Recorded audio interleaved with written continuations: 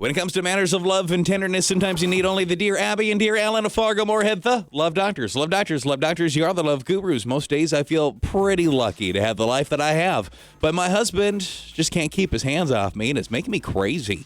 He's always touching, kissing, rubbing, grabbing, sometimes groping. It's too much. Last night I was peeling potatoes for dinner, and he wrapped his arms around me and started kissing my neck. This morning I was doing yoga, and right in the middle of the tree pose, he grabbed me and started making out. He's always asking for a quick hug or a kiss. It doesn't matter if we're shopping or working in the yard or even snow shuffling and we're pushing our giant coated bodies together. He always wants a hug. I told him that it bothers me, and I've read blogs and done research to support and validate my feelings, that we can love each other but not always be touching. My friends say I should be grateful and that they wish their guy would do that kind of thing to him, and that I'm lucky that he finds me that attractive. I don't see it that way. I just want my personal space. Am I crazy for feeling this way? How do I get him to leave me alone? I do think it's sweet that he loves you that much and he always wants to get a quick smooch or touch you. However, I do understand that, okay, it's a little bit too much. And you're like, it's not that you don't appreciate it, but I think that's what you have to tell him. I appreciate it. I love you so much. However, it's a little bit too much PDA for my liking. Yeah, I mean, I think that there's always the middle ground, right? Yeah. I think that maybe you could go out of your way to every once in a while and give him a little bit of that because obviously, I don't know the love languages, but I feel like this is where a member of the Playhouse family is going to go, well, his love language is obviously...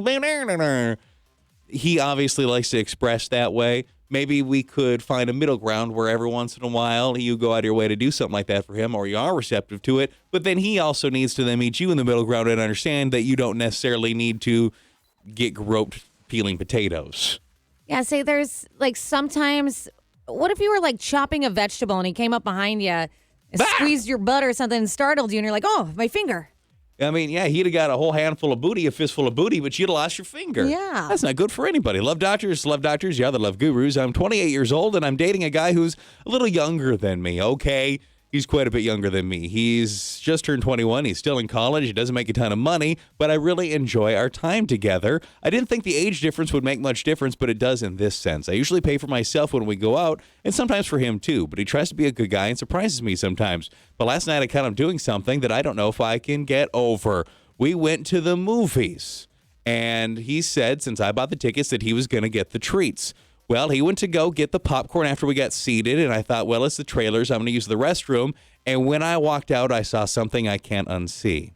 He wasn't buying treats. He was combining popcorn buckets that people had thrown away. I said, what are you doing? He said, it's perfectly fine. It was on the top. I said, I would rather buy popcorn than eat garbage popcorn. And he said, it's on the top. He went ahead and he poured about 2 almost gone buckets together into one that was a little bit more full, and he created one thing of garbage popcorn, and he went and sat down. He wanted me to have some, and I absolutely refused. I went and I bought my own snacks, and he tried to have some, and I said, you eat your garbage snacks, I'll eat mine. What do I do here? Okay, well, that was rude then for you not to share. I think if you're going to make such a fuss, I agree, I'm not eating garbage popcorn either. Absolutely no. Yuck. But why don't you just ask him, say, I don't mean to make you uncomfortable. We're in a relationship. I understand that your finances are different. But just say, if this is something you can't get, just please let me know. I'd rather purchase these things for us than have something like that happen again. And I don't want you to be financially struggling or be embarrassed about it. But just, I understand. Yeah, I mean, obviously he's not in a place where, I assume he's not in a place where he felt like he could go out and buy those snacks, because if you're having garbage popcorn, you're not probably doing that by choice.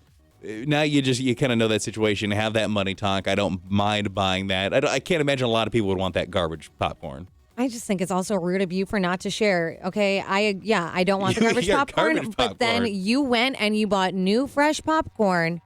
You could have just been the better person, taken his garbage popcorn and threw it away and say, I'm going to go buy us some fresh popcorn. I'll be right back. Is there anything else you would like?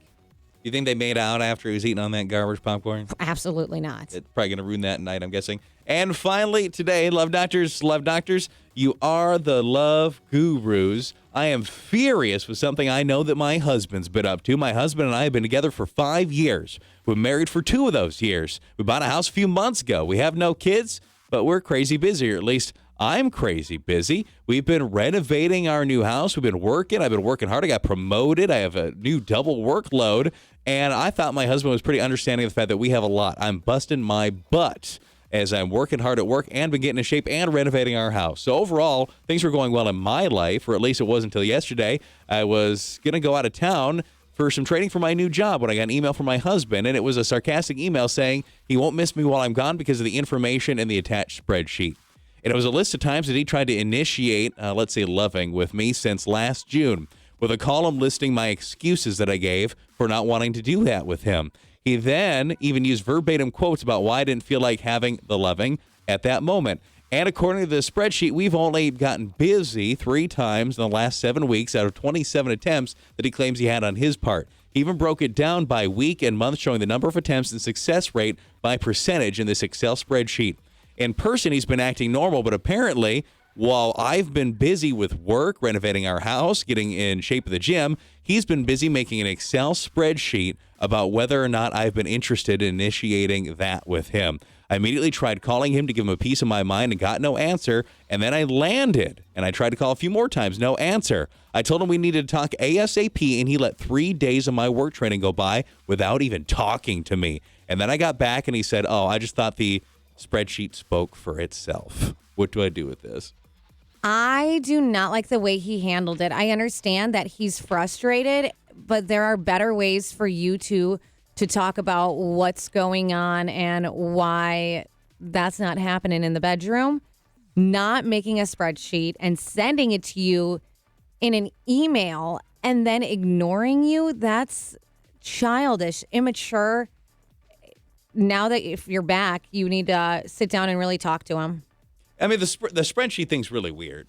It's so weird. I get like there's like certain times to be petty, but I wouldn't even do that. I think the main problem was that he sent that and then didn't talk to her for a few days. Yeah. And like, obviously he's trying to start something. That's one of those things where it's like, I don't know if you guys are going to survive that if you don't go talk to like a professional person that's what they specialize in, is, helping couples get through stuff. Because he obviously, there's a problem there. Like, what could have even been like played off as like, I was just being stupid, but really we should find some more time to do this. He took it to a different level by ignoring you for a couple of days. Like if you are like how you're bringing it up in a terrible way in an email on a spreadsheet, but then now she wants to talk to you about it and you ignore her.